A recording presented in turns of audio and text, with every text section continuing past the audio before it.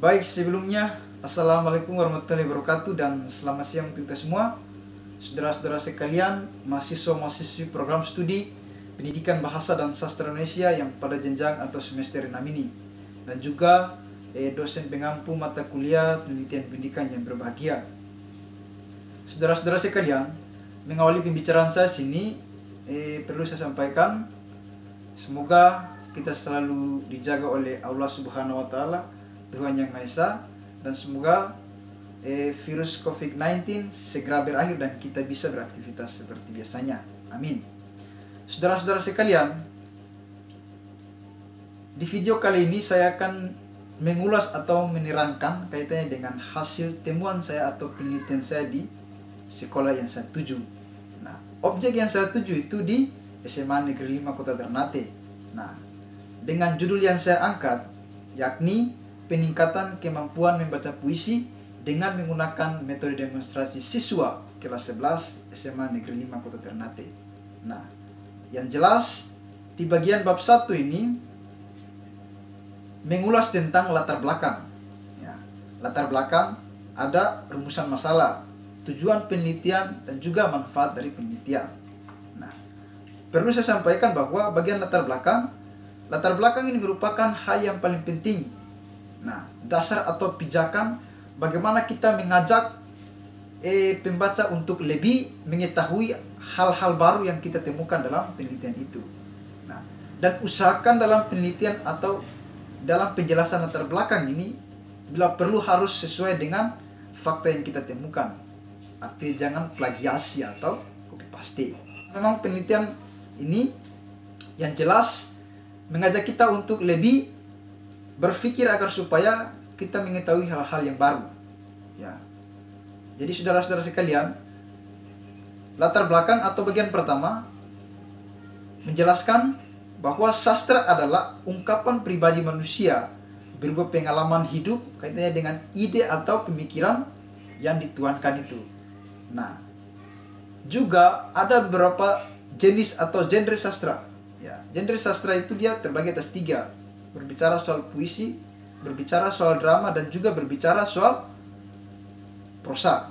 Nah, baik, itu 3 hal dalam genre sastra atau jenis-jenis sastra. Nah, tetapi yang menjadi titik fokus saya itu yakni kaitannya dengan puisi atau pembelajaran puisi.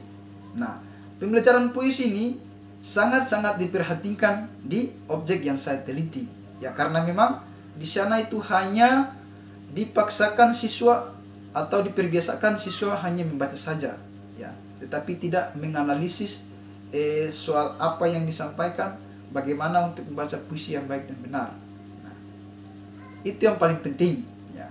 Yang jelas saya perlu saya sampaikan, di sekolah tersebut itu siswa jarang sekali untuk berkeinginan belajar soal sastra, terutama puisi. Ya. Sehingga saya mengangkat sebuah judul ini merupakan suatu masalah yang itu nantinya untuk mengajak siswa untuk lebih semangat lagi belajar.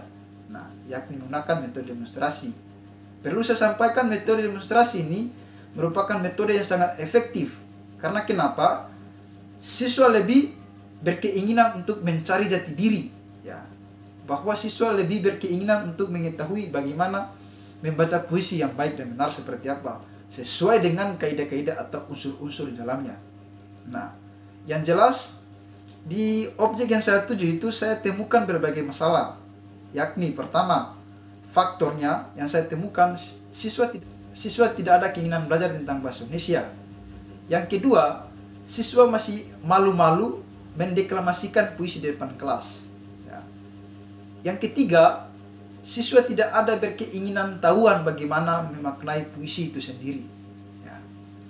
Padahal berbagai macam metode yang seharusnya itu merubah cara berpikir dari para siswa itu sendiri.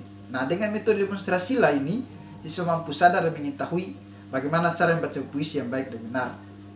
Nah, saudara-saudara sekalian, saya perlu sampaikan juga sehingga saya timbulkan sebuah rumusan masalah.